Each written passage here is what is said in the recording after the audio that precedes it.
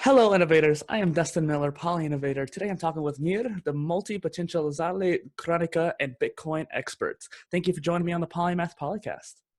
Thank you to you for the invitation. I'm very happy to be here. Yeah. Today, it's a show about becoming a poly-innovator. Please say hello to the innovators in the audience. Me? Yeah. Hi to everyone. Hello and welcome to the Polymath Polycast interviews and discussions. One way I like to break the ice and get things started is to have you share something about yourself that no one knows about you. Well, I really love pop music. I have to confess it. I'm a musicologist and I love pop music. Yeah. Anything about pop that you really like, the formula or something like that? Or I don't know. I will go for something like Adele or very romantic ballad. I'm really into those kind of songs. I love mushy songs. I sometimes go out of my Yeah. way to listen to them just for the sake of getting that kind of like mushy feeling. Yeah, I love it. People think that I'm listening to opera and classical music all the time, but actually that's not the reality. Yeah. Well, and I think that there's a lot of nuance behind having multiple interests when it like in general, but let alone in music too. I like Yeah, almost all genres except for country. absolutely the same. My library is full of any kind of genre. Yeah. Of course, some genre are my favorite, Mhm. but usually I really love all kind of music, from classical to even some dance music and electronic music. I'm really into electronic music. Yeah. Yeah. Any particular songs you like? Oh, well, you know, if I have to think a song, Father and Son by Cat Stevens, really means a lot to me. It's just the perfect storytelling. It's just like, perfect, and it's super easy song. So Yeah. yeah, very essential. So I found you via the Multipotentiale concept, but what got you started before all that? What was your mindset? So actually, I was thinking about a project. I've been thinking since probably years, and the problem was, oh my God, I supposed to do my personal branding because I like so many things. I tried with a website, I tried with many other stuff. I have a blog. That I'm not currently updating or whatever. So I was thinking, what's my identity? And it took me some years. And during the lockdown, I had Yeah. more time to think about it. And at some point, I remembered about the TED Talk of Emily Wapnick about multipotentiality. And I was like, okay, this is where I am. I'm a multipotentialite. And this is something I can that can really bring all together the things that I love, and also I can help other multipotentialites all over the world to feel this. And this is great because it's going to be a meta multipotentialite project. Yeah. And of course, I was super excited by that. And then I asked my friends and my husband, "What do you think about it?" And usually, when I have so many ideas, they are not so into, and everyone was like, that's perfect for you, you should start immediately. Yeah. And I was very surprised because that was my first time. That they all like helped you. Yeah. And I have to really thank many of my friends who really told me, okay, start now, progress and not perfection, just to start. So it took me 1 month. I had to study many things, not only about the topic, but about branding and marketing, Instagram and whatever. So it was very interesting to learn about all this new stuff. And of course, I was excited as a multipotentialite. So Curiosity.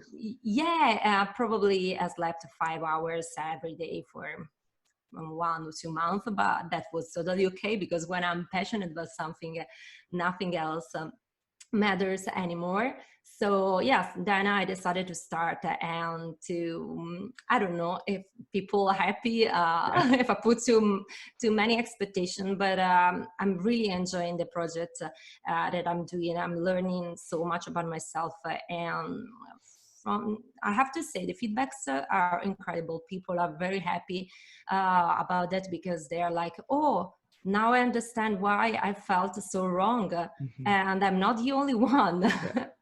And that's what was my main reason for everything. You can feel good. And then the second reason is showing you can be productive and happy and efficient even as a multipotentialite. Yeah. It's not impossible. I consider myself a sort of organized person. Yeah.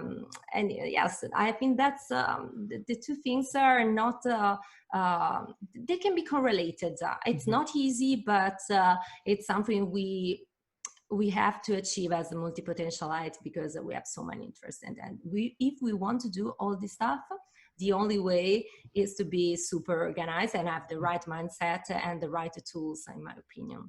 Yeah, definitely. And I think that's something we're going to touch on later too, where being organized like that and having systems and mental models and just various Yeah, aspects of just organizing your absolutely. brain and able Yeah. to hyper focus, like you were saying on the personal branding front, you were digging Yeah. deep into those areas. Absolutely. When I talking about tools, I'm talking about practical tools in everyday life, and from I don't know, buying things online, batching stuff, cooking in batches, or I'm talking about empty the mind and really gain the right perspective and to really focus and to boost your productivity and not procrastinating and all this stuff. And also working out, it's super, super important. So I see that as just like a holistic Yeah. way to gain productivity. If something is missing, even in your relationship or whatever, that is not going to work properly. So it's great because you are working on all of your aspects in your life.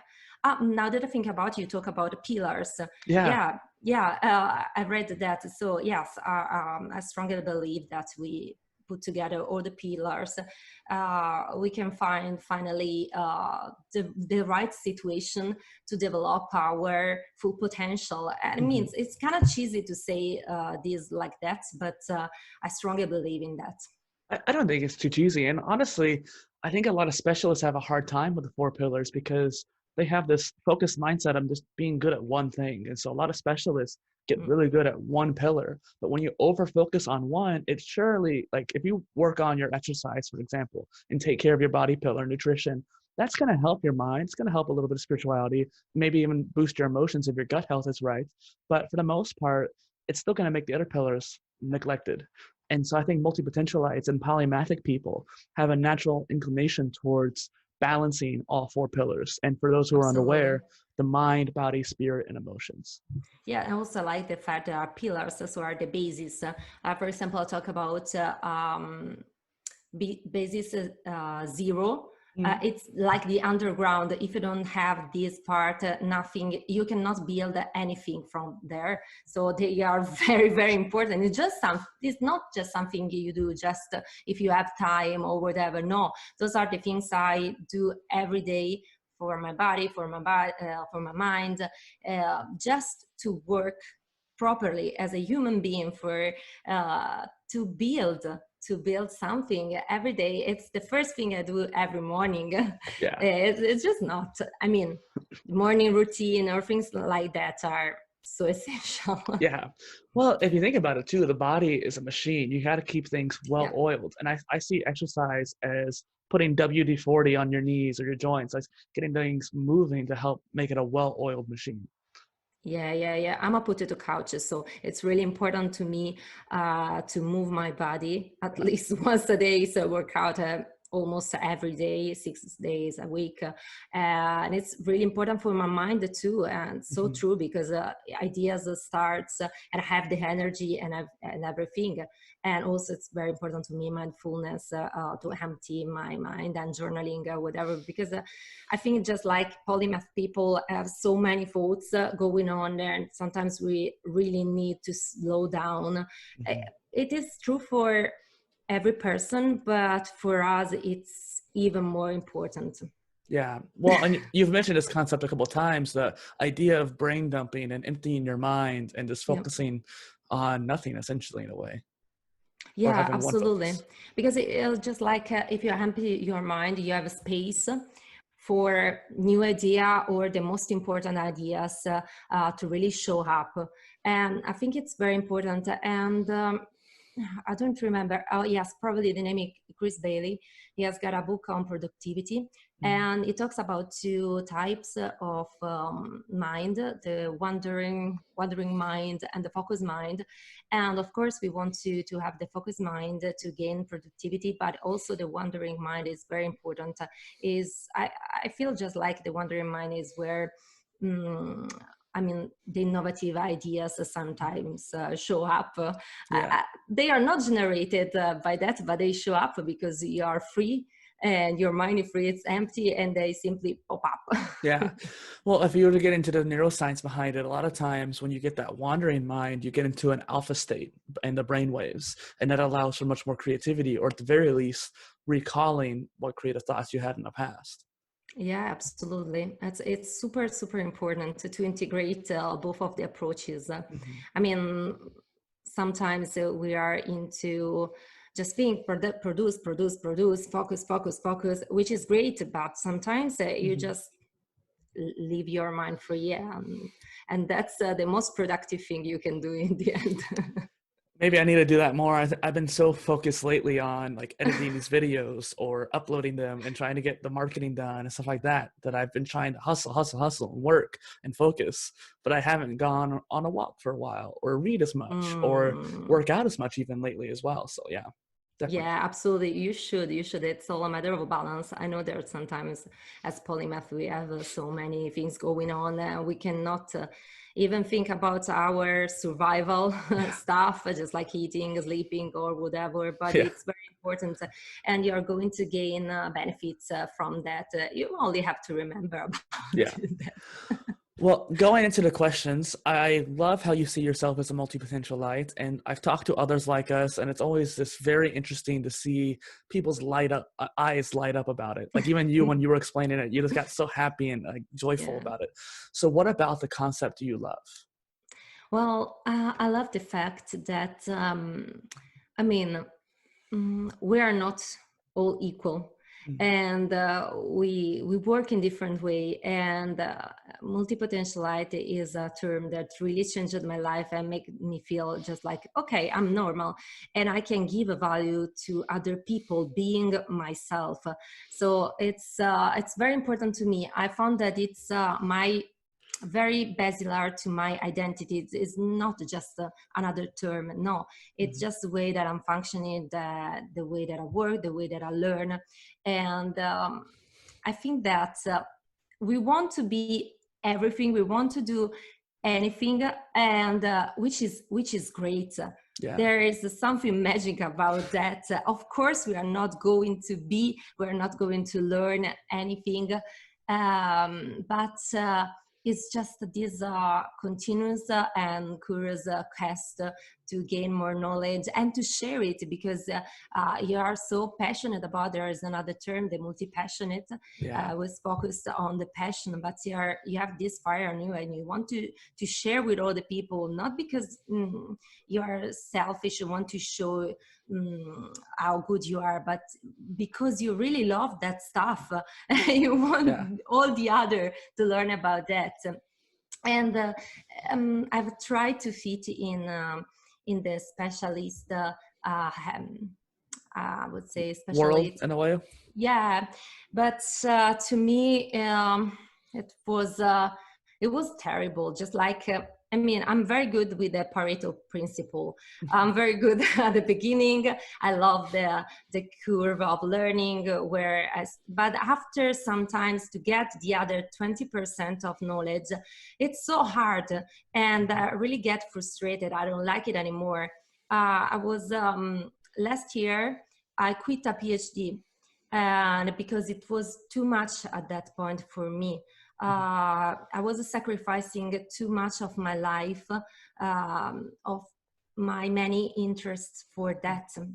It was, I don't know how to say, but I tried to fit in the specialist. I tried to do a PhD. I don't know what to think. It's one of the most specialized things I can imagine of. So I'm talking because of experience. Well, you're preaching to the choir here. I totally understand, and it's just one of those things too where you already have 2 degrees. That's well good enough too. And you said you're a specialist. I would consider you a specialist in like cryptocurrency and Bitcoin, and so Yeah, you have a I think I specialty. am. Yeah. Yeah. Well, in comparison to many others, I'm just a cheerleader. This is, but I have to say that I know the ecosystem, so yes, Mhm. I can be seen just like a specialist in a way. Yeah, well, and I think that the difference between a specialist and a more polymathic is just the amount of specialties. It's not Yeah. necessarily the depth so much. Yes. When we talk about the spectrum later down the line of kind of this multipotentialite and polymath, but I think that for you, that jump from a journeyman level to the master level to get that PhD, it's not much progress for it. I mean, obviously it's awesome and it helps you, and when you have that deep level of knowledge, it's really important, but that jump it wasn't making you curious enough to really pursue it, and like you said, Absolutely. sacrifice other areas for it. Yeah. I've tried. Yeah. I've tried, but I don't feel just like I failed. I just learned something about myself and my way of learning stuff and progressing and whatever. I could have done that. It's not something that it's impossible, but I was really frustrated. I think other people are totally okay with that. Hmm. They feel they are safe in that kind of way. So Yeah, I think it's because perfect. I think because of your self-awareness, you deciding not to do it actually makes you more successful, at least in my eyes. Uh, to my eyes, too, at this point, but during that time, it was a sort of a failure because I was trying to keep all the pieces together, being a mom, Yeah. having a company, and doing all the stuff. But of course, it was too big. Too Yeah. big. Sometimes you have to look at your schedule and understand you are just human. Mhm. And some things at some point don't fit, Yeah. simply don't fit because they are asking you too much time, too much effort, and so you have to choose at some point. And some things you can keep some things for later, and other just quit and say, I'm okay, I've learned enough at this point, Yeah. and I can move on. Definitely. And before we get to the next question, I actually really resonate with that. I don't talk about this very much, but I took an extra year in high school where Mm. my senior year, I had a full schedule of classes. I was working part time, which 20 hours a week was pretty common.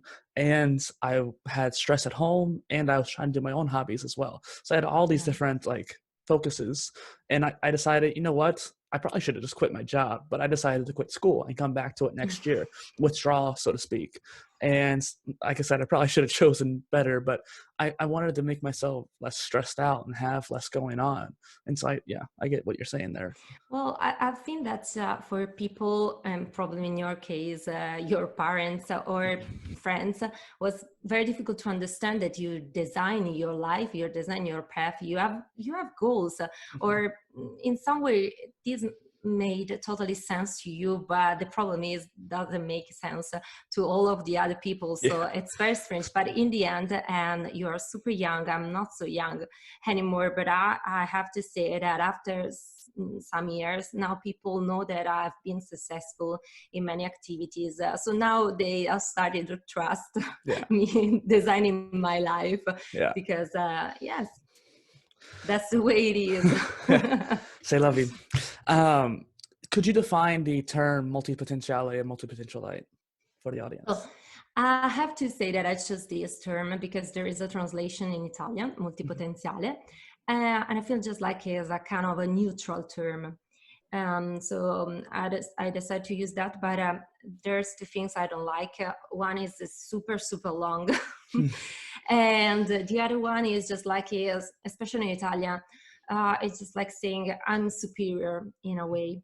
I have superpowers and I'm superior, which I don't really like. So to me, multipotentialite is a person with many different interests and Mhm. many different passions. Is super easy, and he or she wants to do them all together at the same times or in cycles, which is very important to understand, because I consider myself a sequential multipotentialite, and I have been like that many years of my life.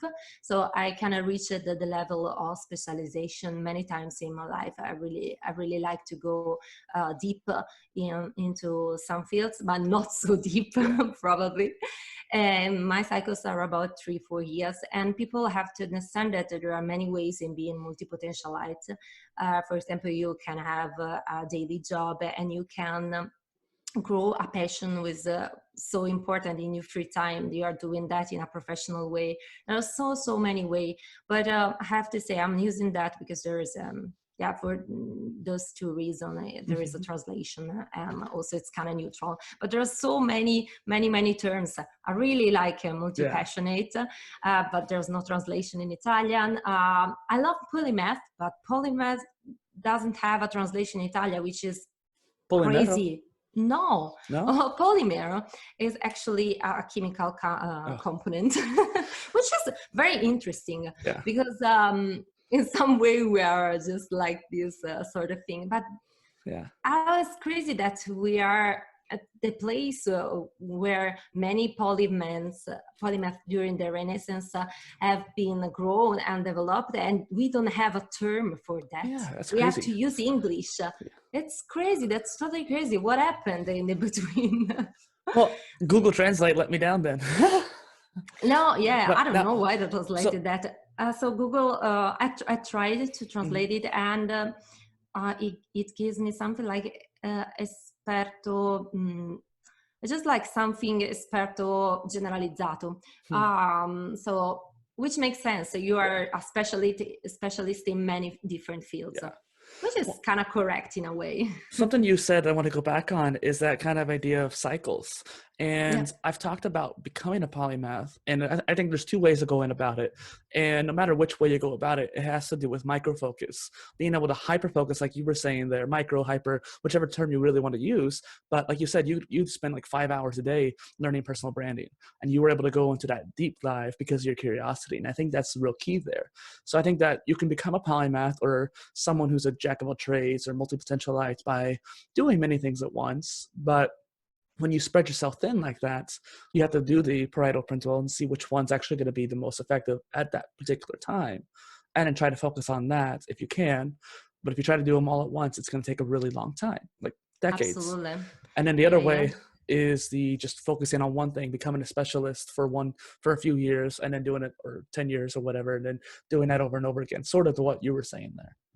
Yeah, and also I totally agree with everything, and I want to add something. The more you learn, the easier it is to learn, so it takes you less time. So what I'm noticing since I was spending my skills is just like right now to learn about a new skill, which is not completely opposite of what I already know. It takes me less and less time, which is incredible and so wonderful if you think about it. So, but it's also very important not to go into multitasking, which is very detrimental. The problem is that it's super easy to do. Well, and people think that humans can multitask, but we're single-brain people. Even if we might think in like different ways, we can only really focus on one thing at once effectively. Absolutely. And I love what you said there too. And I think that it's interesting because, oh man, I lost my train of thought there. But essentially having that focus over time and being able to translate the knowledge, like you're saying, being able to take one skill and translate it into another one.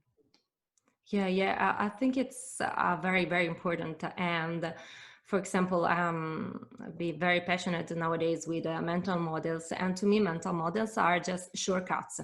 If you got this in your brain, it's super easy to learn stuff and to transfer stuff in different fields, and it's incredible. Shortcuts in your mind to understand the word, to understand and process information. It's crazy. They don't get the attention they deserve. So one thing I saw on your Instagram bio is that you mentioned you have multiple interests, and that's okay. And I love how you emphasize that. So what do you say to those people who say that like people like us are flaky or unfocused? Or they are only jealous. Yeah.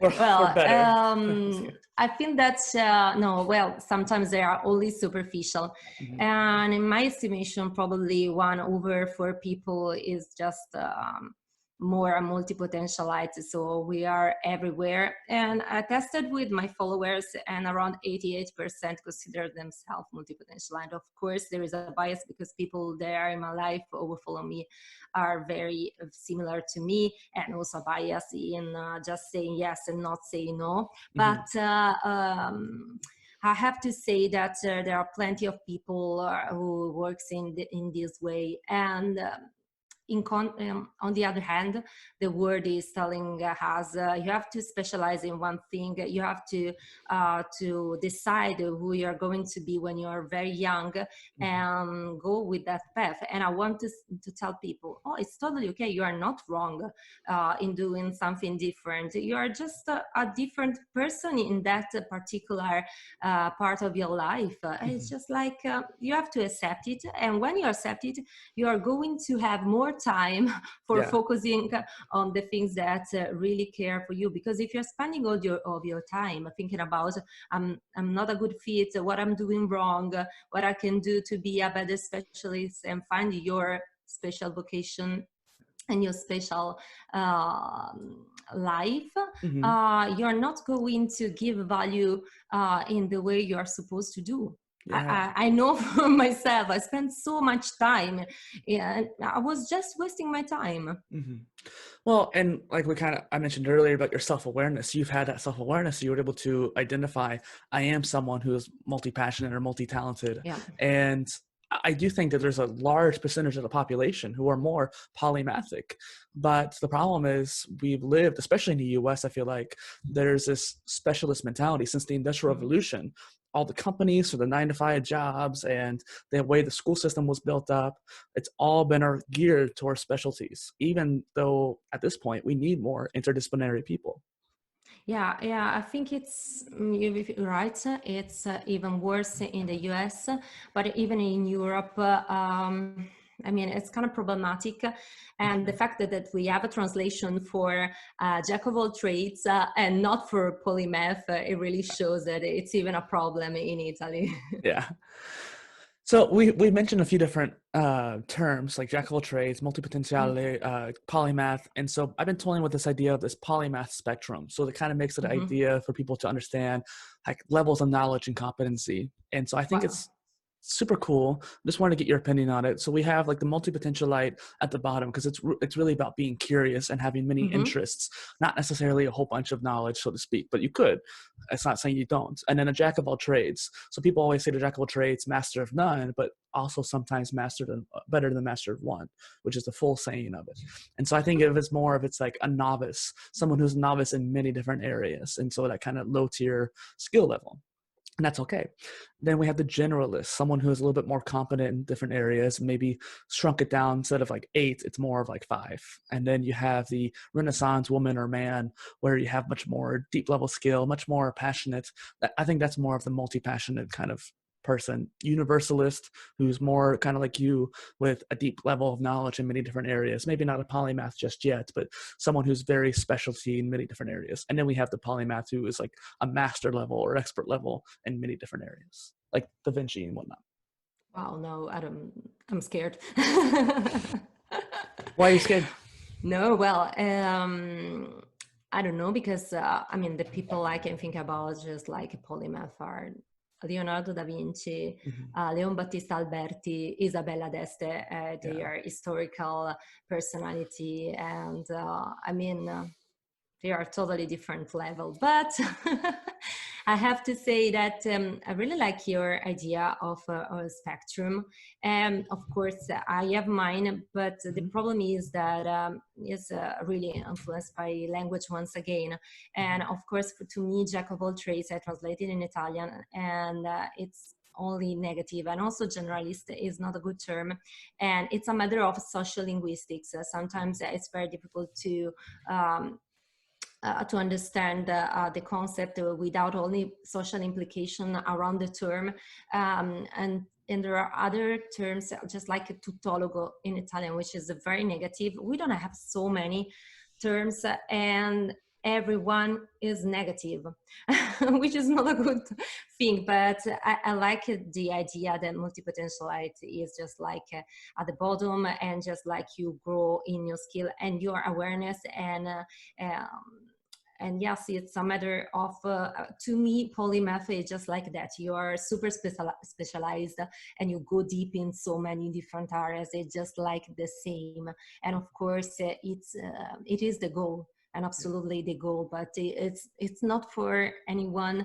I mean, I think at the same times, could be some sort of dangerous if you want to go there, because you in some way struggle to go there at any cost. But if you accept that, maybe you have to accept that you have your level and you're totally okay with that. But of course, growing and growing all the time. Yes, that's very important. Yeah. Well, I think part of it comes down to time. A lot of people, well, and you talked about the social linguistics aspect of it too. I think education helps with that. Like, I've made my own documentation on my website explaining those terms in a more positive way, in a way. Because a jack of all trades is kind of negative, because it's low level of knowledge. Someone who's diversified so much, they haven't spent enough time in one area well enough to be well knowledgeable.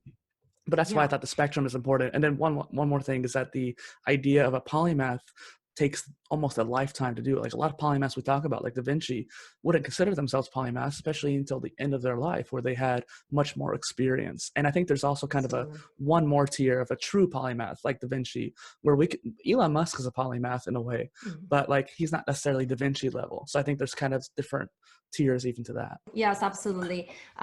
There's plenty of polymath nowadays, but they are going to show as polymath probably at the end of their lives. It's not so obvious right now, because except for probably Elon Musk, but all of the other, they're going to show up as a polymath after years. As I was telling before, it's great getting older, because it's easier. It's getting easier anytime to get the skill and go deep in any part. It's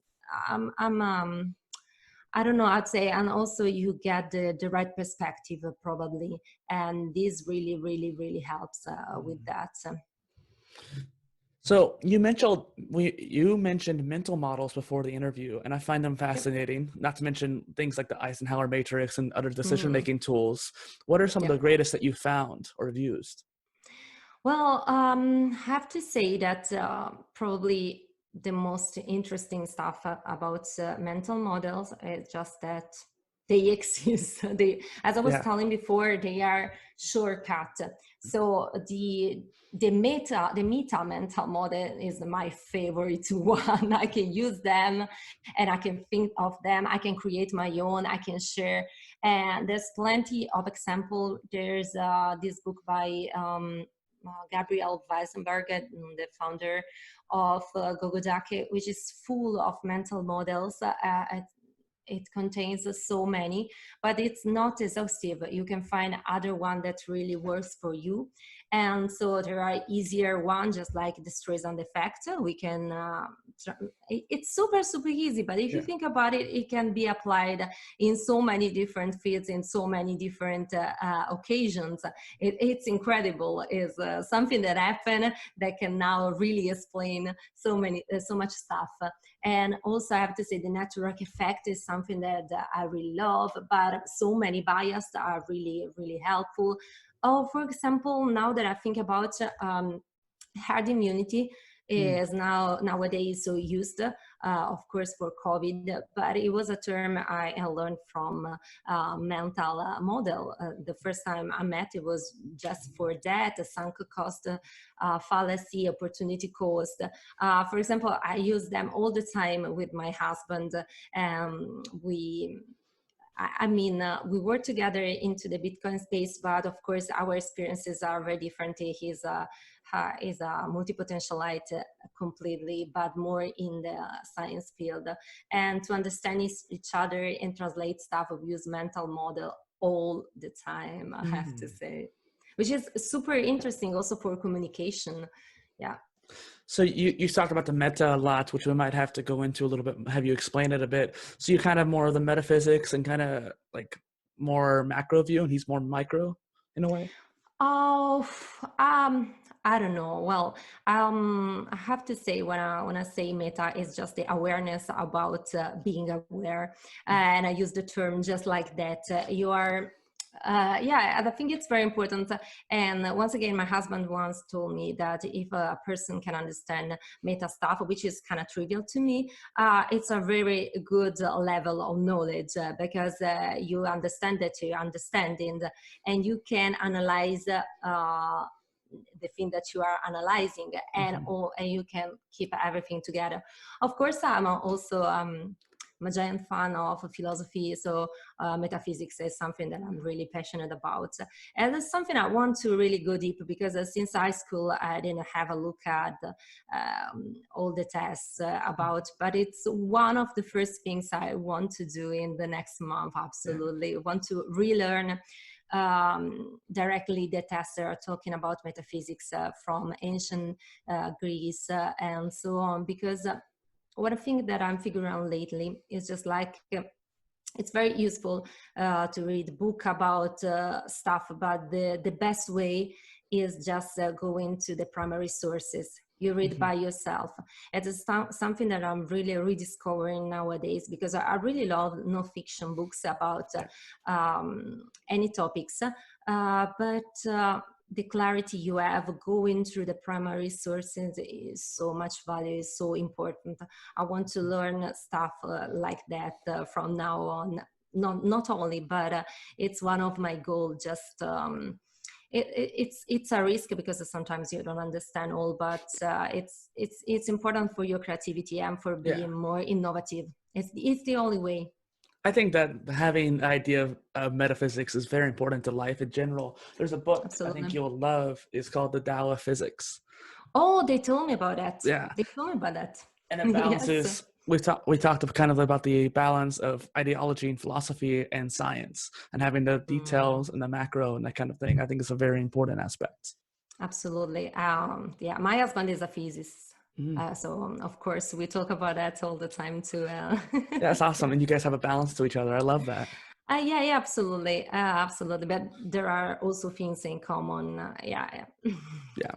So a lot of the greatest polymaths in the world, they've been from all over the world. And you even kind of alluded to this earlier, but a majority of renown come from Italy. Why do you think that is?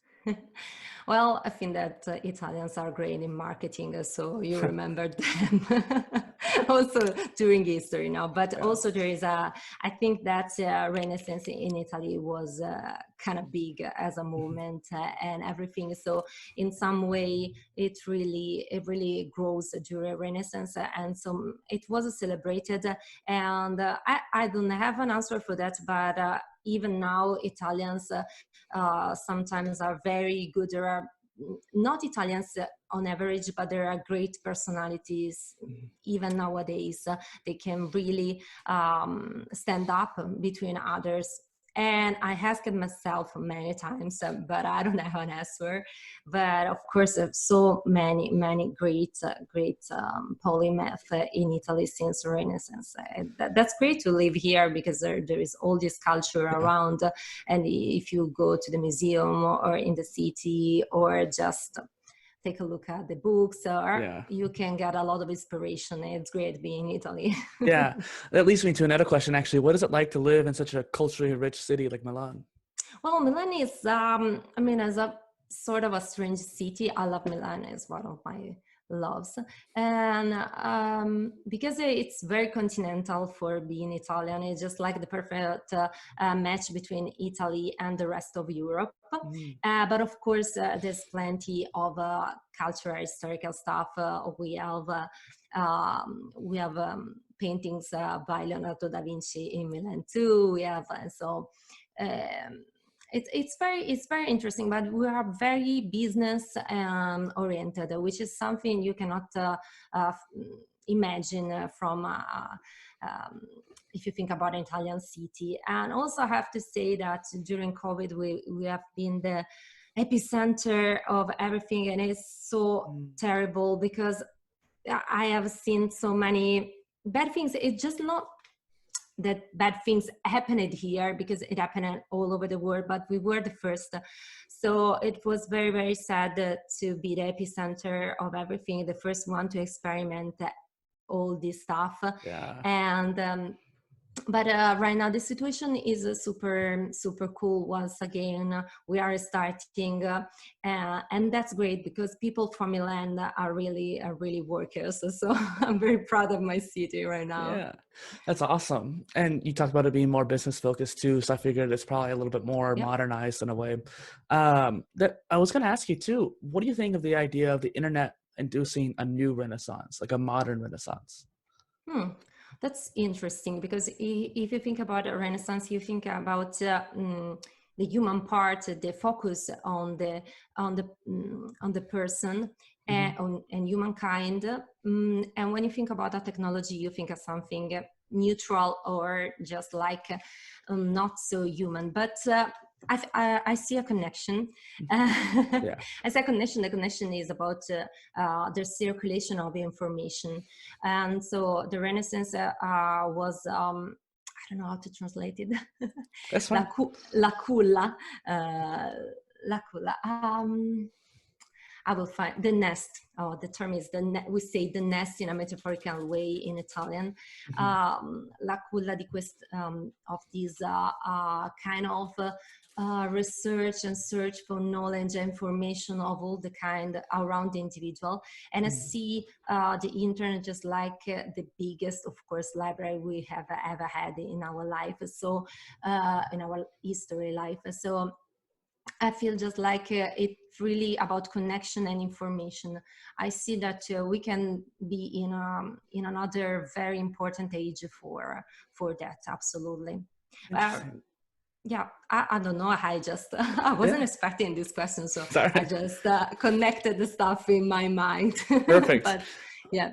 Well, and for one thing, I think multipotentialites there's another term that someone created called linky brain, where multipotentialites and polymathic people can make those connections and link things together more easily in a way. So you just proved that right there. Yeah. Well, I think that one thing that really helped me with that, we were telling before about the wandering mind, but the other is very different. Is just going to the first principle. If you dissect things in the first principle, you know that stuff in the best way. So sometimes it's just like seeing all the elements. It's just like some, you say Renaissance, and in my mind, all the things around Renaissance just explode around, and then explode in smaller thing. Yeah. and I can see better the connection with another thing. It's so important to go through first principle. I think it's where the innovation really, really happens, when you see the stuff at the basis. You're saying you visually see it in your brain? Yeah, I visually see things, but the first principle is just like reducing stuff to the most basic level. I think many, and not many, some entrepreneurs use it to create stuff. But yes, I'm a very visual person, so it's very easy for me to go through that way. Yeah. Yeah. Two things I want to mention off that. It kind of reminds me of the Richard Feynman, the physicist. He talks about the Feynman technique of breaking it down like that, which is basically the same concept in a way of just finding the most nuance. And then the second thing is, I find it fascinating how you're able to visualize that. I think that there's a lot of intelligence there, the spatial intelligence. For example, when I drive around my city, I've been here long enough that I can visualize the entire city in my head, like Google Maps, basically. Literally in my head, I could go through and visualize the actual streets and how they look, and mentally. It's fascinating. Wow, that's great. I'm not good with street, but it's the fact is that since I'm not good with that, is something that I really want to do in my future. I want to challenge myself, because I really don't like being in some way inferior or not used to something. So this is something in my bucket list. Yeah. Absolutely. Well, it's an idea of growth. You don't like how you're not good enough in that particular level in that area, so you want to grow in that area. It's yeah, it's Yes, good. it just, and also because I'm just curious, what is Yeah. like doing that in a good way, maybe, and also maybe I think I don't like it, but and I'm not good, but since I haven't tried enough, I Mm-hmm. don't know. For example, I'm a big fan of Tim Ferriss' experiment, and I really like the fact that it is. In all the series is trying all the stuff out Yeah. of his comfort zone all the time, and if I can do something like that in my life, that could be one of the most amazing thing I can imagine. Yeah. Something I ask all my guests is, what is a polymath to you? Well, to me, a polymath is, yeah, now I'm biased by your description, but Sorry. I love the idea. Is like the peak of knowledge, the specialized knowledge in many different fields. Yeah, Mm. I think I think that's a good definition. Is there any particular personal traits you apply to it mentally? Oh, well, I don't know how to say, but I think once again, the most polymatic people I can think about, even in real life, they are very, very efficient in organizing information. Mm. Which means that they really think about a concept, they can focus on that, and they can put it in a giant scheme. So it's easier than to go through all of the skills they have. So they can use all the stuff, and also they have a great memory, Mhm. which is something I'm trying to develop. I don't consider myself someone with a good memory, but it's also a very important skill, so they can retrieve information when they want, when they need to. So I think those are the skills of a very polymath person. And also, of course, they are super curious, they are super smart, Yeah. and usually they have very high IQ, of course. Yeah. That's interesting. Well, and there's multiple types of intelligence too. And I think that people who are polymathic could have maybe not just IQ, but special intelligence or emotional. Yeah, And absolutely. you're talking about memory, and that's something that I've been trying to work on as well. I think I have a pretty good memory, to be honest, but I think that there's ways to improve it.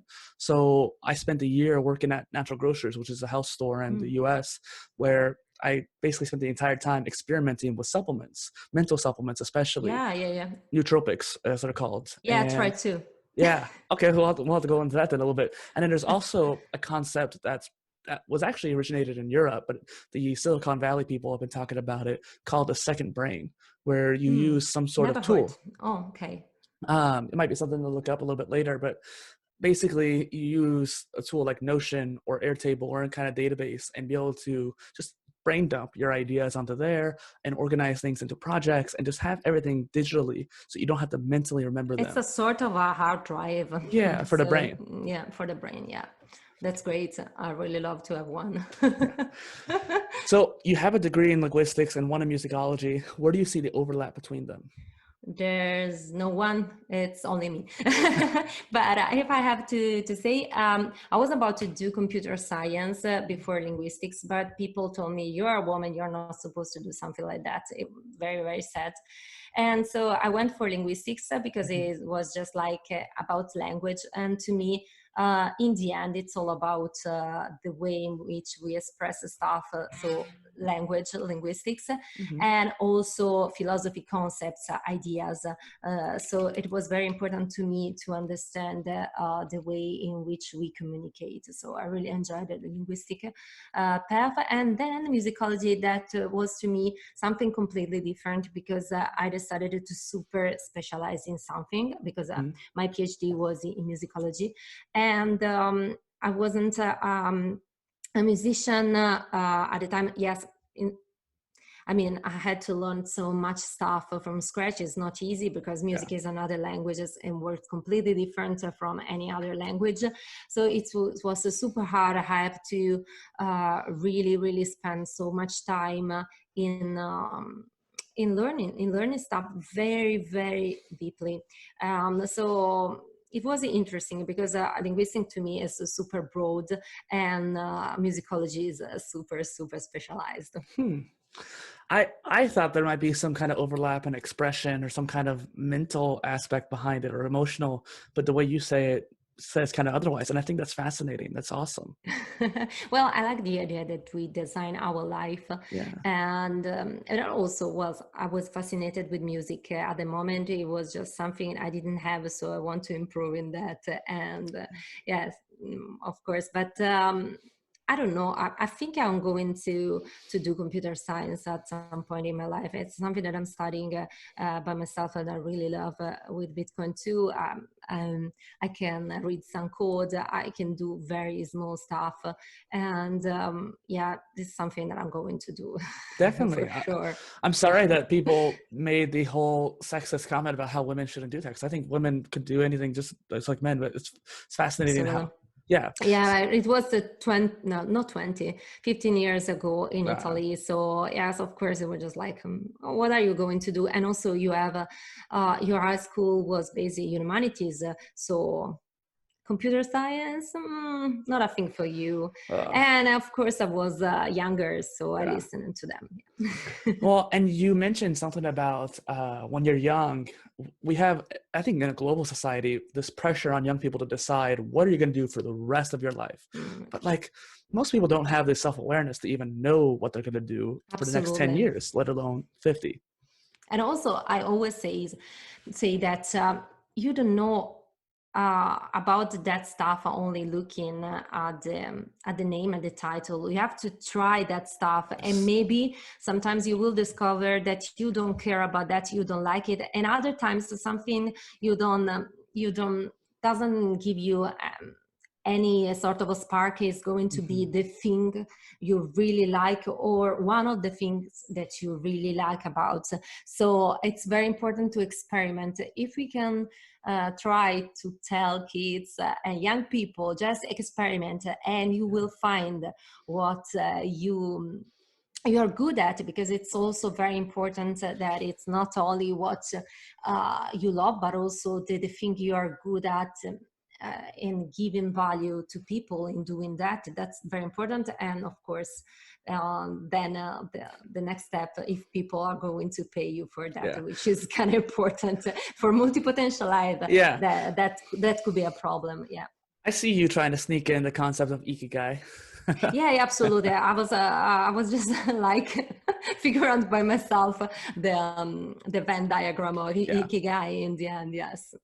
But it made sense to me. Yeah. Well, definitely. Telling that.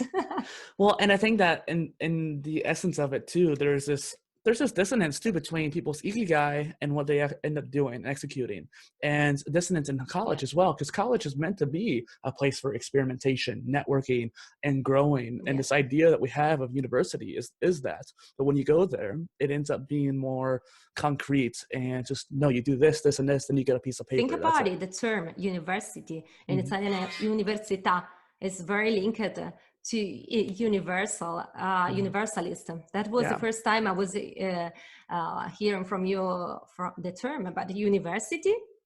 It's just perfect for a person like that. So and nowadays it's just about super specialization, and which is kind of sad, because many people live that with a lot of guilt, because and also they think that once you have chosen a path, you cannot go back, you cannot change. Oh my God, this is so terrible. I changed my mind so many times. 10 years ago, I couldn't imagine that right now I'm running a company, a tech company, and I'm still in Milan or whatever. I couldn't know, simply. The only thing I knew at the time that I was ready. I wanted to learn and to grow and experiment. Yeah, that's for sure. I'm so excited. This conversation has been so great. I love talking to you. It's interesting too, because it's an interview about you, but so I don't want to talk about me too much. But growing up, I always had this fascination towards being a businessman. So even when I was 8 or 9, I told my parents that I wanted office supplies. And then I'd say I want to be a CEO. And as I got older, it got more ambitious to be a CEO of an international company driven to innovate technology and ideology, which goes back to the idea we talked about earlier of the balance between science and philosophy. And I guess come full Yeah. circle there. Yeah, it's fascinating. Yeah, it is. I never think of myself as a CEO, and probably this really helped me because in some way I didn't have any expectation. So when they asked me if I want to be a CEO of the company, I was just like, "Are you sure?" But I have to say that I'm very happy with that because um, I'm trying to be in some way compassionate leader, which is something I really resonate with. So the communication between us is very good all the time.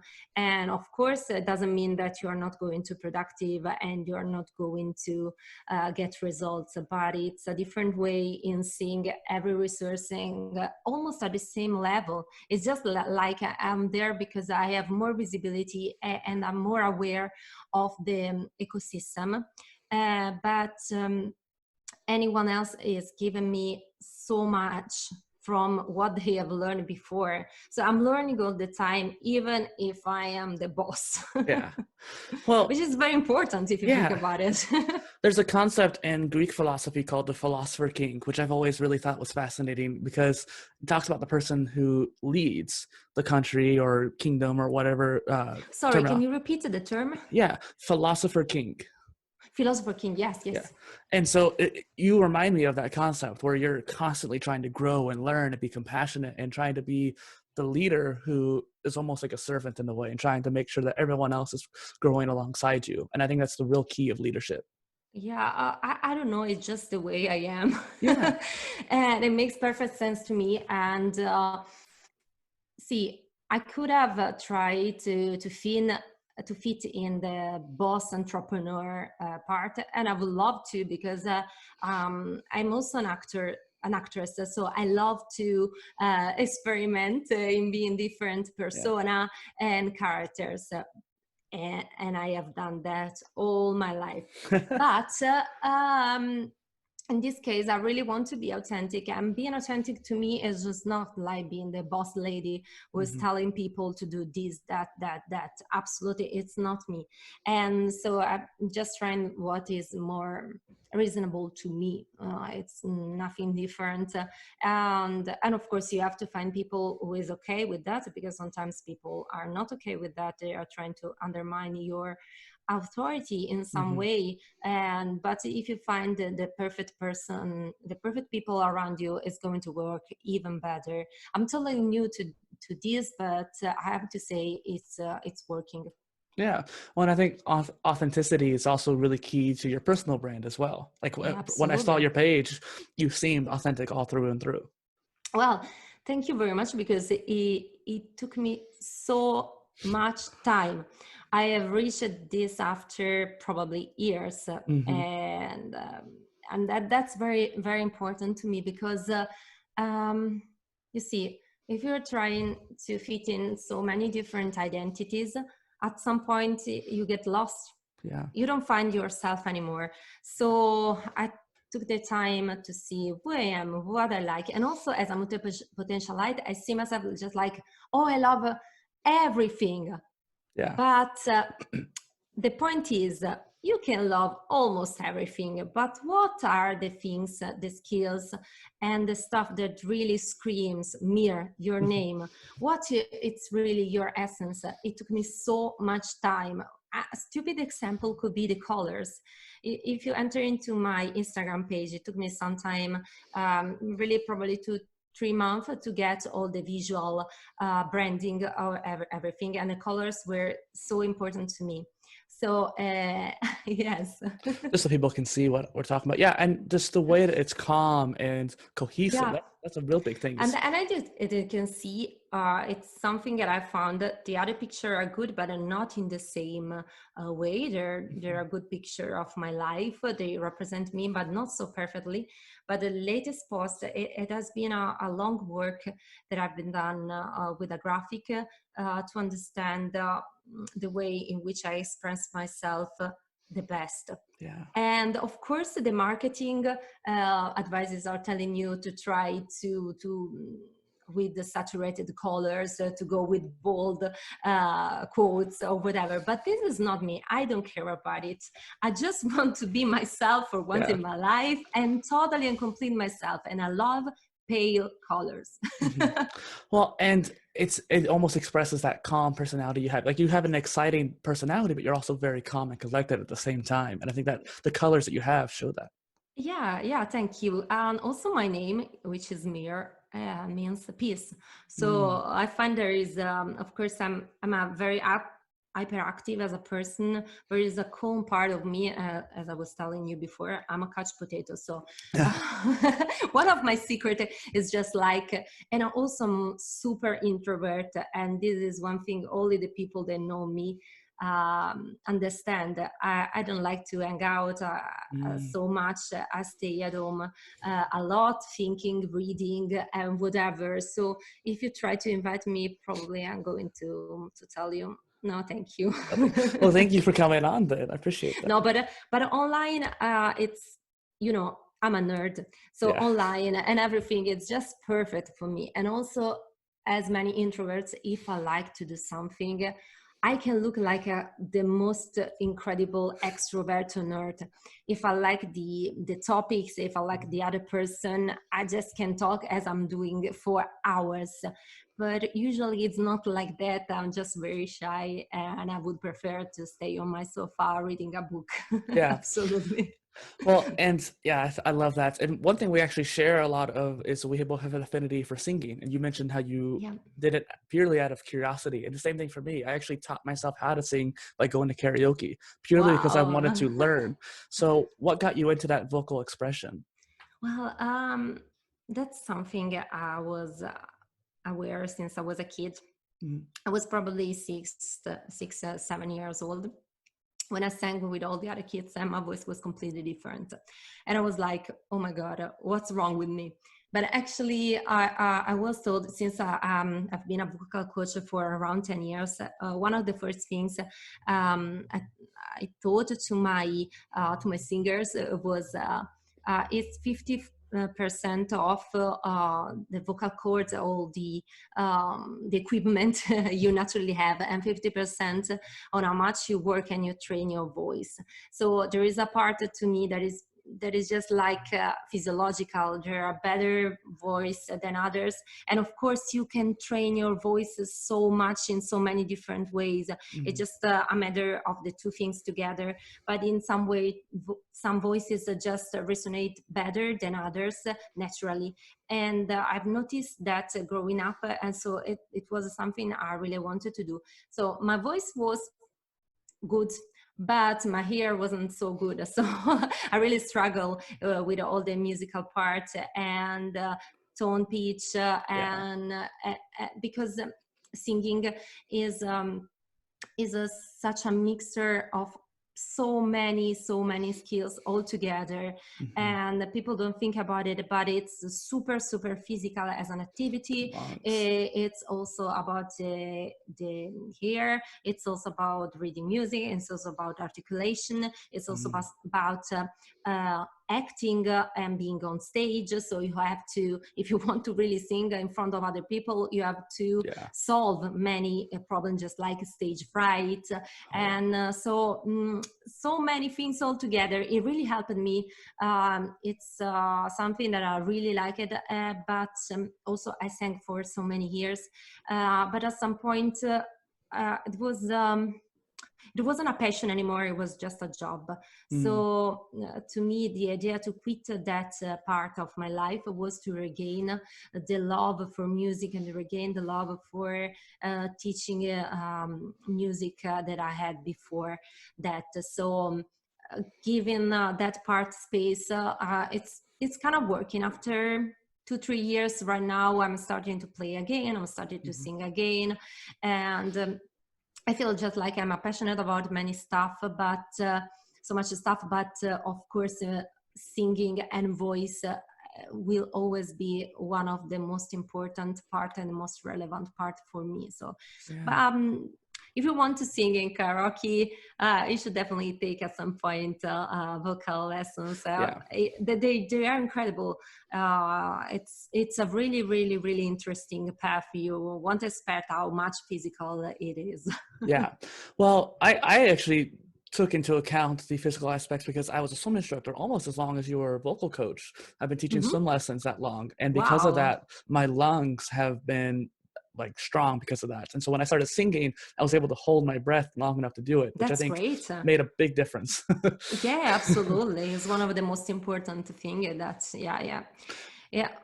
When you were talking about being on stage too, one of the first times I Mm. ever sang, I sang Queen of all things, and my leg was shaking. I was so nervous.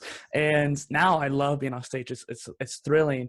But speaking of Queen too, Freddie Mercury had such a unique voice. You're talking about some of its natural traits. His Yeah. vibrato and the vibrations in his larynx were so unique Yeah. in how he could do it. Yeah, there are physical traits in which the vocal cords resonate. There sometimes there are very incredible combination, or also how the vocal cords are in the way they vibrate and whatever, and also the choice, because sometimes you can have a good voice but you are not choosing the right style. So there are plenty of things, but of course someone has Queen, Freddie Mercury is just unique, Yeah, something he's a whole other level unique. out there. Yeah, it's just like some singers are just larger than life. hmm So what has being a vocal coach been like for you?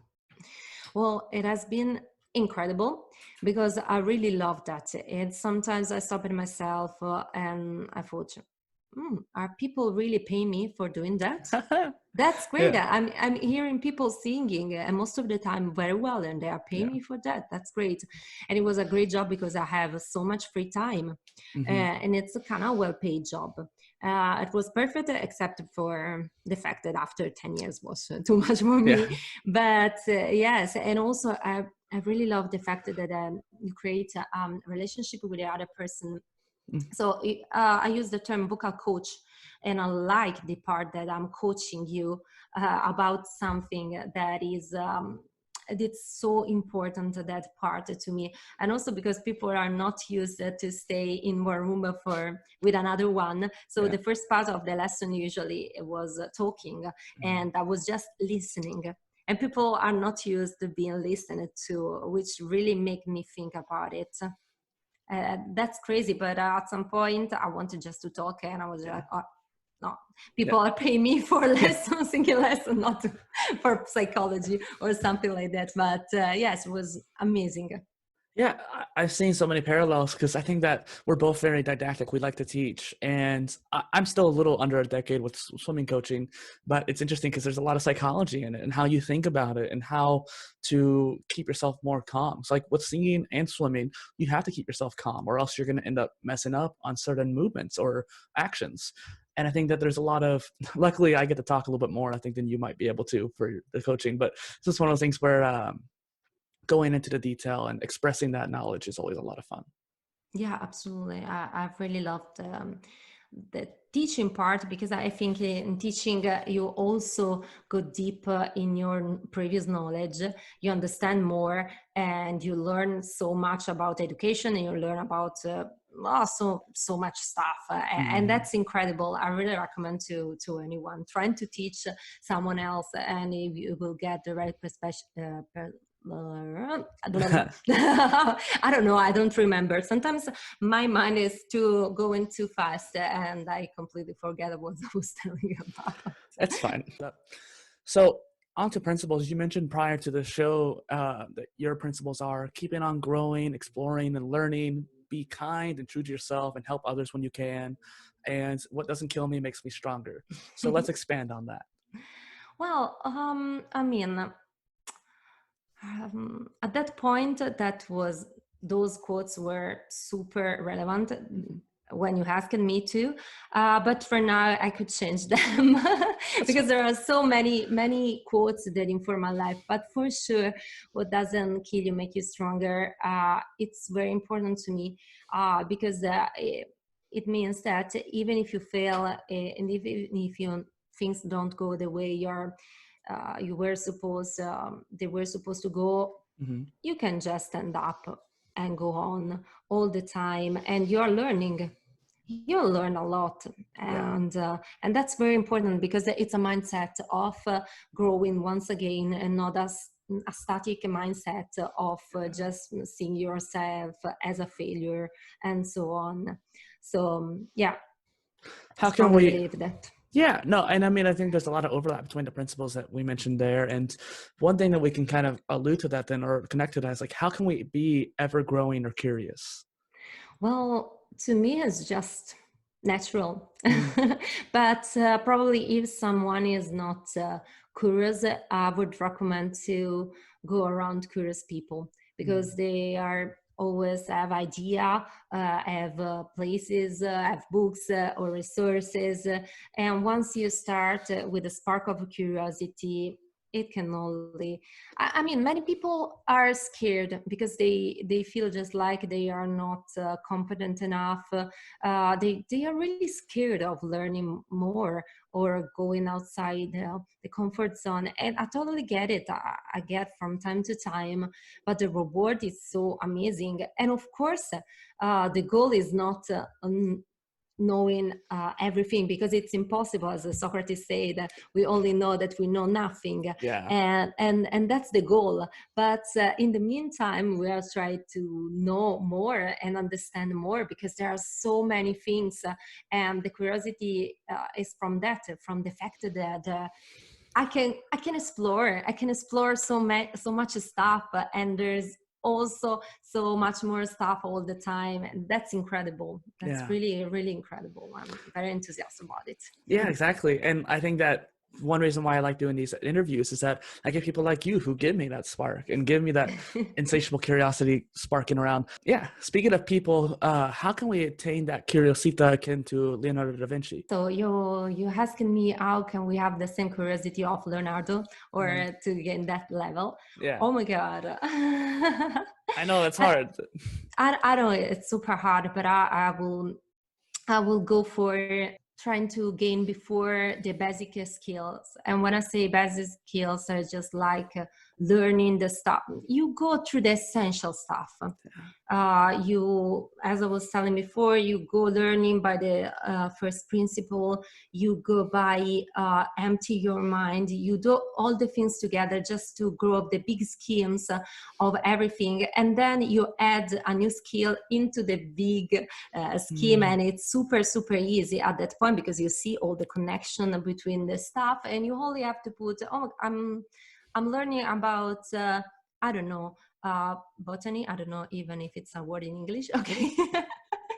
And then, okay, so botany is going to be kind of close to science, and probably I can have stuff from that other part, and so on, and I put it there. And now I have a scheme which is more complete. And I don't know, I really like it, the idea of your the tree. Yes, that idea. So a sort of a basis, and then branches of knowledge, they can touch each other in some way. So, and they are interconnected. So yes, that's probably the way in which a polymath, the goal of a polymath, and of course it's curious of everything, because it's easier, and of course it wants to complete the tree. Yeah, I love how you did the research of my show before coming on too, knowing that forest of knowledge. Well, I'm a giant fan of your posts through Instagram. I really read that, because I have to say something that probably only you, not many people will understand, but I'm doing this stuff about multipotentiality because I think it's easier to understand. But if I had to choose, I would go for something about epistemology. Something that I really love about is just all the discipline all together, the way we learn that, the way we categorize that, and all the knowledge of the world. So we can reduce all the knowledge, and the way in which we learn the knowledge in basic skills. It's something that I really, really, really love about it. But I don't think it's something that can really interests people, but Well, I think there's a lot of educators out there who are interested, but let's go into that then, kind of the meta of education. So yeah, we talked about school and how it's not really meant for polymathic people like us. And so what I decided to do was just create my own degree. And you yeah, talked about kind of great. cutting, yeah, the modular degree is what I went into calling it. But essentially speaking, when I started out, I had over 400 courses. It's too much. Even if I took one course every day, it would still take almost a decade. And it was just, or not a decade, but Wow. like many years. And so I cut it down a few different times. And during that process, I learned how to speed read, watch videos at a higher speed. I can't, Exactly. yeah, Exactly. I can't watch videos at a slower speed now. I can't. I just literally can't. The point is you are going to find shortcuts Yeah. in the way you are learning, and also the most you learn, the easier we get. So Yeah. you are underestimating the fact you are calculating every course is just like at the normal speed with the same competence. But the point is it's going to be way faster. Yeah. So probably not a decade, probably 5 years. Yeah. And I think that having a way of learning for polymaths is that modular degree, being a modular system, being able to choose what you want to learn. And back to the skill trees that you brought back up earlier is that when you have a skill tree, you have different paths. You have different ways of going about it. Yeah, Different absolutely. interests, so to speak. Yeah, you're adjusted while you're doing. I cannot completely understand that. Yeah. It's very important because even in the way in which things are taught right now, they are not good for people just like polymathic people. It's just. It's not designed, but even for the other people are not designed to get the best Yeah. from people. Yeah, absolutely. But it's just a normal way. It's just Well, the way we're used to, but it will yeah. take a lot of time. But also I would love to, I probably sent you today the tweet about probably the most important stuff is just critical skills for critical thinking. It's so important, and it should be probably the first thing you learn. Yeah. And why nobody is teaching us that? Why? It's so incredible. And also linguistic, how language works, and also survivalist stuff, just like how can I survive Yeah. in a forest, how can I survive by myself at home. And also, as you were telling, it's also very important how to manage myself, the habits. Oh my god, that's so important. How to communicate efficiently, effectively with other people, which is also very important. If I understand me, that's important, and how to communicate that to others, and so many important stuff that we are not used to, but we spend so much time and doing stupid stuff that we can learn by ourselves because there is Wikipedia or whatever nowadays. So if you can just find something over the internet, and the internet changed a lot, of course, during these years, it's not so useful. The teacher is supposed to help us in our specific way, and starting with the most important stuff. But it's hard, but it's what I'm seeing for the future. Exactly. Yeah. Well, that's why I wanted to make an education revolution through this modular education framework that I'm creating here. And so that's why I wanted to get into it today, because I thought you would love it. Because it's not just for polymathic people, multipotentialites. I do think specialists would greatly benefit, because it's how you learn. I think too. It's how you go about learning that knowledge and breaking it down, like you said, the making sure that the Feynman technique, for example, and just first principle, and just breaking down to the smallest chunk and trying to find how you can understand it, but let alone the attention aspect. Are you focused? Are you actually able to get into the state of flow and that kind of thing? And that's what I want to induce. Absolutely. Good luck. I'm Thank you. I love it. I love it. I love going into that meta education with you. So what kind of pivoting a little bit, something I noticed on your Instagram and YouTube is that you take the time to make content in both Italian and English. What inspired you to make those things in both? Actually, there is a rationale, which is the contents for Bitcoin. I'm talking about the YouTube channel. The contents the most difficult contents are in English because I are with the international expert, and the basic stuff is in Italian because many people in Italy don't speak English, so that's the only way they can learn about Bitcoin. Also, I'm a lot into translating Bitcoin books in Italian, so that's very, very, very important. But the most important stuff, the expertise stuff, you should learn it. If you are interested, you should learn English at that point. I mean, just come on, for the basic stuff, that's okay, but then learn English, because I have learned English, you can do it the same. Well, English has become this kind of universal language, and it is. As a native English speaker, I don't like that, because English is a broken language. It's a broken language. It has Latin influences, German influences, and even Sanskrit influences in a way. That's all Arabic as well, all mashed into one conglomerate in a way, but it's not made efficiently. Well, I've seen a different way. Okay. I thought that English has a very small lexicon, but actually I learned it's the opposite. English has one of the biggest lexicon because it takes terms from all of the other languages, which means that's perfect, because if you are an Italian speaker, sometimes you can just create a term, and most of the time they kind of work. And it happened to me that some native English speakers told me, "You are teaching me an English term." And I was just like, what? Huh. How is that possible? Because I've studied ancient Greek and Latin and Italian. So I just try to figure out a term that sounds English. And yes, it works.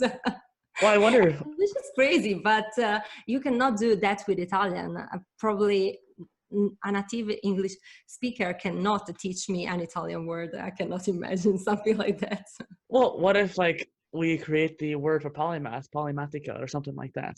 Yeah, absolutely. Yeah, you find one. For example. But there's it's very interesting, but I love the sound of English, so it wasn't such a big deal for me to learn it. It's great for people trying to learn English because the grammar is not so difficult. So I think it's just like the lingua comune, it's just like the common language, which is almost perfect. Yeah. I don't disagree. I just think it's interesting because there's a language that was constructed to be a universal language, Esperanto, which is it's a really beautiful language, like a nabo estabona, but it's one of those things that it never caught on, so it makes me sad. Yeah, it is. Yeah. I try to take a look at Esperanto, but I don't know. So one major aspect of your life is Bitcoin and cryptocurrency in general. So what got you into all that? So I perfectly remember the moment when my husband told me about Bitcoin, and I was just like, I was doing my PhD. I told him, "Oh, that's perfect. That's super interesting, and that's for you. So please quit your job and do something with this Bitcoin." And then I almost forget about it. But after probably 1 or 2 years, I participated to some meetups, and I was just like, oh my God, this is history in the making. I want to be part of that. And this is huge. I can understand Bitcoin the first time, but the second time, oh my God, it was, this is going to change the history. So I tried to catch up with all the materials and everything. So I started probably 24 hours. I didn't sleep to study all the things around Bitcoin and the coding and whatever. And it took me some months. And then I started to be involved in organizing stuff or whatever. And it has been a journey for me, one of the most beautiful, because the first and most important thing I gained through Bitcoin is the people. Bitcoin community is full of generous people. You cannot expect that, and also is full of polymath. I met so many interesting and smart people that really inspired me. It was incredible. It's still incredible because I'm learning all the time. And to me, it was just one of the best things ever happened to me. And if you're thinking about Bitcoin, that's like a place of people who look for brief people. I don't know how to say the adjective, but actually it's quite the opposite, because they are super, super generous, even in knowledge. So Yeah. I really love everything about Bitcoin. I love asking about that because it just got you so excited. And so Yeah. what got you into that whole decentralized space then? Well, I really love Besides, the idea of decentralization, because I mean, decentralization is not efficient. If you think about centralization, is super efficiency. mhm, On the contrary, decentralization not efficient, but at the same time, it really guarantees that the individual, and it's well respected, and there's no problem with the man in the middles, and so many other problems that we can have with centralization. So the concept is incredible. A network built on true decentralization, it's very difficult. It's very difficult to build, but at the same time, I think it's the goal, and we yeah. can use the same mental model, decentralization, for so much stuff in our life. Not for everything, because there are plenty of people who are so enthusiastic about decentralize everything. Sometimes we want a Yeah, a little bit. centralization. Yeah. Centralization is good in Yeah. the right context, but for example, for our value, it's like for Bitcoin, we want decentralization, so nobody can take away our value, no government, not other people or Mhm. whatever. It's our own money, and this is absolutely revolutionary. Yeah. Well, and blockchain, the platform powering a lot of this decentralization, like you said, you can't really decentralize too much in the natural world, but with technology, we can do more with that. And cryptocurrency is just one facet of the blockchain, as you know, obviously, but just for the audience to understand. One thing I've been finding fascinating are these social networks that are being built on the blockchain and how decentralized platforms are becoming. So DTube is a decentralized alternative to YouTube. And there's been a lot of issues in the past 5 years with YouTube being centralized, with Adpocalypse as one example and that kind of thing. Whereas with DTube, that stuff wouldn't necessarily happen. Yeah, absolutely. As I was telling before, you always get problem with decentralization. Yeah. And also, I think it's a matter of network effect. Mm-hmm. Talking about mental model, Bitcoin, it's so great because it started before other cryptocurrencies, also because the tech behind it's incredible. The same for a service just like YouTube. Everyone has YouTube in mind, go there, and it's built and around that everything works around YouTube. It's very, very difficult to substitute technology, I mean, in this way, a platform with Mm-hmm. another one which is completely new. It's very, very difficult. Even if it's better, if I mean, it seems perfect, but in the end, you are going to go to YouTube once Yeah. again. So where do you see then, I'm curious about that, like in 10 years, 20 years, how do you see that not only decentralization and blockchain, but maybe these platforms themselves changing as well? Well, I'm very positive about. I think it's something that is shaping our future, and I'm seeing Bitcoin. I mean, it's, we're going. I'm telling this, but I don't want to tell this. But we're going to see a lot of problem with the economic recessions we are going to face. We're still facing, and when people will understand which means to own a currency just like Bitcoin, I think that this is going to be huge for Mm-hmm. that. So I expect the concept that the currency will only grow during the next years. Yeah. Well, one thing that has been a common theme in a lot of episodes recently because of the pandemic is that the pandemic's not really changing much. It's just accelerating a lot of it. So Yeah, the adoption for working at home or yeah. having school at home, that kind of thing. But also I think with cryptocurrency as well, like you said, we're either already in or going to hit a recession at this point, either on a global scale, but also in the US especially. Don't get me started on the US response to the pandemic. But essentially speaking, like we said, that once we start seeing like, hey, this cryptocurrency is going to be a really big deal, especially in the whole global economy, let's use it. And also, many times there are plenty of interesting technology, Mm-hmm. and but only I mean, they are only project of technology. There are only ideas, and Bitcoin is not. Bitcoin is working. Mhm. Is already here, which is incredible. So we can use it. The only problem is to make people understand it's a good is a good way to keep our value for ourselves. We can be our own bank, and that's incredible. There's nothing shady. Of course, our technology is neutral. It's the way you are going to use it that completely change it. And of course, there are some way you can use Bitcoin, but also cash money, but also any other kind of money in that way. But actually, there are more ways to use it in great way. For example, Bitcoin has been used as a currency in places just like Venezuela or whatever, with the hyperinflation can really problem for the people. So there are also so many good parts on using Bitcoin for that. Yeah. Yes, The yeah, positives outweigh the negatives. I think so. I think Yeah. so. And is a tool of freedom. When you have a tool of freedom, wow. Yeah, you might as well use it. It's not something that happens every day. Yeah. Yeah, I love that. And so, like you said, Bitcoin has been not really accepted very well. It took a big fall in the past decade, but I was never too worried about it. I don't think you seem to be either. What is your opinion on the roller coaster changes with it?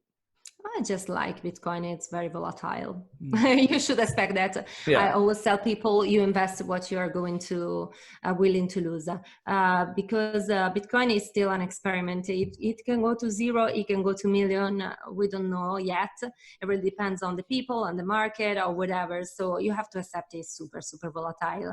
But if you think about it, historically, it only grew with the time. So I think it's a good investment, but always differentiate. That's my advice. There are plenty of other ways to differentiate, and yes, Bitcoin is one of them. Not other shitcoins or altcoins. Those are not good ideas. Yeah. What, just kind of something I was thinking about. What do you think of the Polymath token? No. No. Okay. I didn't think so either. I've always had a weird gut feeling about it. Maybe it's because I love the term polymath, and since they used it, it made me kind of mad at them because of that, which is a very superficial and stupid reason. But I've always had a weird negative feeling about them. Oh, but changing the subject here a little bit, you're working on a Bitcoin book. Can you tell me more about it? Yeah. Actually, it's kind of new. We are working in tandem with Giacomo, and I think you could find interesting the way in which we are working. It will be a book about Bitcoin, and that's great.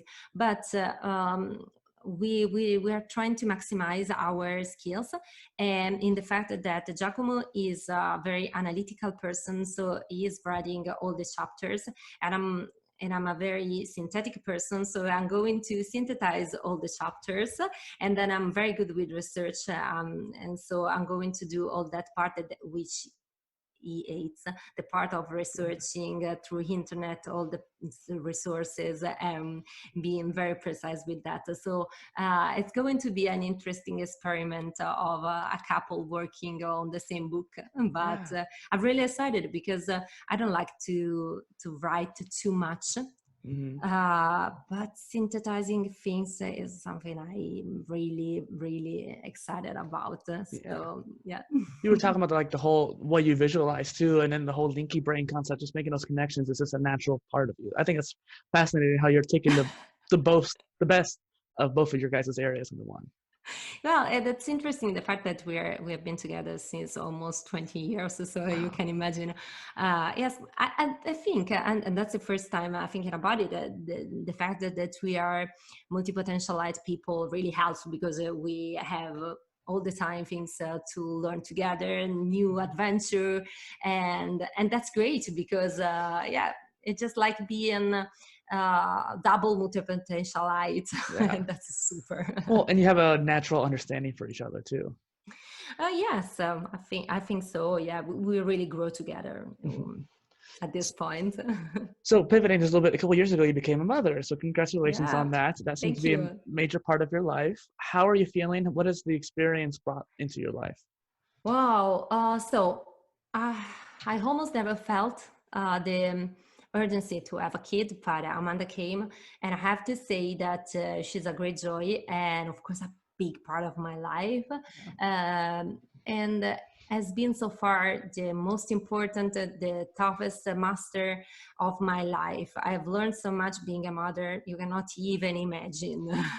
I've learned so much about I don't know, about myself, about the baby, and also I'm so productive because I have not the time I used to have, and also I mean so much, really, really, it's an incredible experience. Also seeing. Watching a baby grows and learning stuff, learning a language, and all together it's super rewarding. It's super tough, and I'm very tired all the time. That's true. And my baby sleeps, but even if she sleeps, it's super tough. I admire all the moms of all over the world. Yeah, definitely. Trust me. Yeah. I'm a little ways off of becoming a parent, but I did help raise my sister in a way. So I get the idea of like being able to teach them and like see them rise and stuff like that. It's crazy. Yeah, yes. Also, one thing that I learned is just sometimes you have to be flexible, because you must have a very organized person, and I organize almost everything. And since I have a baby, I try to organize everything, but sometimes the baby is just a priority, and she wants to be super specialized in being her mom. So I have to tell her, okay, I'm a multipotentialite and I want to do stuff, and I want her to learn how to be a person who has many interests, and or at least a strong passion in everything she will do in her life. And I think is one of the best way to teach her is just showing her that I'm doing that in my life, and since that's a very important part of my identity. I cannot be only a mother. For some people, being only a mother is totally okay. I'm not judging, but for me, I struggle so much. And nowadays I'm happy because I am a mother doing a lot of stuff, which is completely different. So this is why the other day I published something about Multipotentiality, which in Italian is Mamma Potenziale, which is great because you are a multipotentialite and then you gain the next level. It's not a better level. It's different. It's just different. You're not alone anymore, but you can be a multi-passionate person with the kids. Absolutely, you can be. It takes a lot of work. Well, I'm glad it makes you so happy and that you're able to see it as an adventure, so to speak. So one of my last questions I'm going to ask too as well is like, I usually ask the questions before the interview, like, what are your new endeavors you're working on? And either there's usually some new hobby someone's doing or some kind of new book like the one you're doing or a business thing. One of the first things you mentioned when you answered the question is how much, which I think is super awesome, is how much excited you were. Like, you're like, ooh, where do I start? And can you quickly explain your thought processes when you came across that question? I love that excitement. I love the excitement because usually when people ask you that, they don't have time to listen to you. They don't care about that.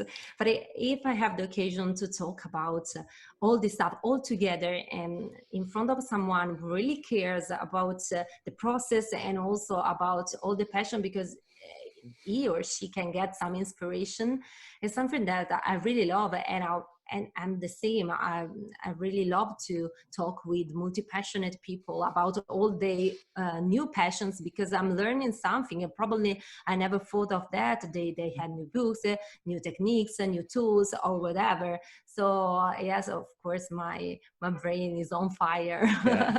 Yes, nowadays I'm reading a lot of books about Polymath, Renaissance, souls, and also division of labor. Right now I'm trying to understand what happened between Renaissance and nowadays, and I was interested in the etymology of the words and so on. I took some courses on coaching the other day, but I'm not a big fan.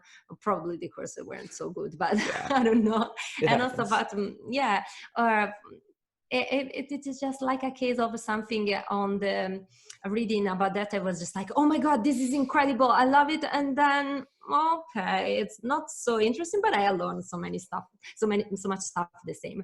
And of course, I'm learning about building a marketing plan because I have to for my company, and yeah, so many things. And also I'm into workouts nowadays because I finished my typical workouts and I need another one. Yeah. So I can go probably 4 hours. I don't want to bore you, but there's so many things going on right now. I have only 24 hours a day I as you, know. but I It won't sucks. stop. I know. We Sucks, want to really spend sucks. all of it. No sleep. Yeah. Just keep studying. Yeah, but actually I'm a person who sleep Yeah. not so much. I don't know about you, but it's just one of my characteristics, which is great because I can get more hours for my passion.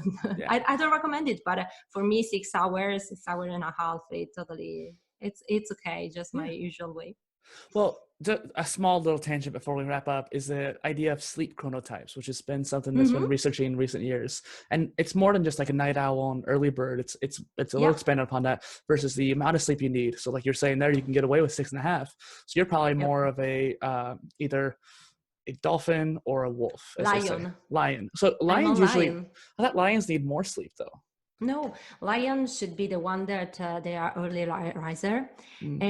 and then and usually they get a little less sleep. If I remember correctly, the wolf are the one who stay up late. Mm-hmm. My husband, for example, and the bear is the average sleeper, and the dolphin should be the one who have problem with insomnia. Mm. Well, I'm between the dolphin nowadays because I'm not sleeping so well anymore. But usually I'm an early riser, so I love to wake up early in the morning, doing all my ritual, all my stuff before anyone else. And usually around 11 o'clock, 10, 11 o'clock, I get super, super sleepy and I have to go to bed. And I see myself just like a battery. You see the phone battery. I start the day with totally full and 100% of charge, and then during the day, yeah, absolutely. Yeah. And around 10 o'clock, I'm just like 0%. Well, and this comes down to like the circadian rhythm too, where I'm a wolf, and so I like to stay up late. So we were messaging last night, which was probably morning for you, but it was like midnight for me. And I was wide awake. And the thing is, for me, 10 a.m. and 10 p.m., especially the p.m., is when I wake up. Those 2 peaks in the day. Well, and then that's the most amazing thing of the wolves. And I think the majority of polymath people are wolves because they have 2 peaks of creativity and during the day, which is great. I have I don't even have one, but of course, my best primal time is during the morning and during before lunch. So I have to use that, but I have learned to schedule stuff, usually the most focused stuff during this time because it's very important for me. Something during the afternoon, I won't get the same results, but for wolves, you're so lucky you have 2 peaks, so I'm very jealous. Yeah. Well, the first one's a little micro peak, so like in the evenings when I actually get most awake. But yeah, that's interesting, and focusing on what time of day you can do your deep work, so to speak. Yeah. No, it's very important. I have learned many books about the energy and sleep just to improve my schedule, and really helped. Really helped, I have to say. Well, and so kind of wrapping up here, where can people find you online? Well, it really depends. It really depends on the language and on the topic. Yeah. So if you're Italian and want to talk about multipotentiality, you'll find me on Instagram, MIR Serena. But also, if you're English speaker, there are the translate of the post. You did a good job doing both. Yeah, I'm trying to do both, but of course it's against every rule of marketing, but I'm okay with that. But if you're an English speaker and interested in Bitcoin, my Twitter account is very followed. And so I totally recommend that because not for my tweets, but for the people I retweet. And also have a YouTube channel about Bitcoin. And yes, and I don't know what will happen in the future. Oh yeah, on Twitter, I'm MIR_BTC. I'll make sure I have links in the description for you. Yeah, that's great. And I want to learn from people. Just write me. I tend to answer back to anyone because I really love to connect with smart people and answering questions all the time. Yeah, when I reached out to you, you were like instantaneous, almost annoying. It's great. Well, it really depends on the hour because Mm. basically, as I was telling you, during the morning, I will probably write you back because I'm doing, well Yeah, you're doing your work. You're focusing on what you need to yeah. do. Yeah, totally get Yeah, you. and I try to do all the stuff that, and after that there is my wandering time, and my wandering time is perfect for social media and connection, etc. So it really works for me because if I go with multitasking, oh, it's terrible. It doesn't work. I don't produce results, and probably I'm going to transfer not in a good way to people because I don't have time to really connect with them. So probably it really depends on my time zone. Yeah. So just if anyone's trying to connect with MIR, make sure you don't get in her deep work time. Yeah, it's almost impossible to get an answer from me, but in some hours I will get back. So Yeah, exactly. And so what do you think could be a call to action for the audience today? Call to action. Call to action about me, you, the podcast, Multipotentiality. Multipotentiality, something more about the subject. I try to go for more what we talked about. Call to action is just like explore. Just Mm. try and explore. I think it's the best way to see that, and I like the idea of exploration. If you're stuck in your place, you're not going to learn anything. But if you explore, you're going to, in your own way, explore in your own way, and let me know. Yeah, I I love got it. a call to action. It took me some time, but of course it's that. And let me know because I'm really curious about how people are navigating into the world. Definitely. Yeah, I love it. I love that too. And it took you a minute to think about it, but it was a higher quality call to action, so to speak. well, actually, this is not my best time. It's almost 9 here in Italy, so I'm very slow at this moment. I won't keep you anymore, but thank you for coming on the show. It's been fantastic. To me too, a great conversation about my favorite topics. It was really a pleasure. Thank you so much. Grazie.